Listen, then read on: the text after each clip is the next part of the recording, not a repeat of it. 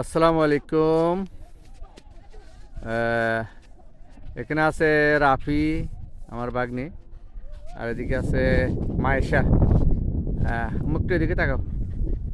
আমার মেয়ে মায়েশা আর বাগনি রাফি।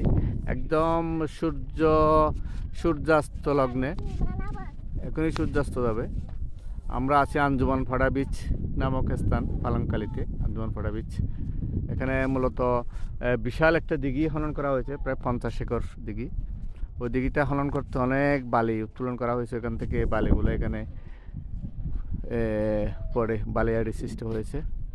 বিশাল একটা প্রজেক্ট, খুবই মনোরম নয়নাভিরাম দৃশ্য। এদিকে একটা দিঘির পার, প্রায় সময় আসে এখানে। আর এদিকে হচ্ছে বিস্তীর্ণ ধান ক্ষেত। এখন আগে জলাভূমি ছিল, এখন ধান ক্ষেত, মেঘ রাশি। ওইদিকে মায়ানমার, একদম বর্ডার এটা মায়ানমারের। আর এরা বালি নিয়ে খেলতে ব্যস্ত। এদিকে ধান পুরা।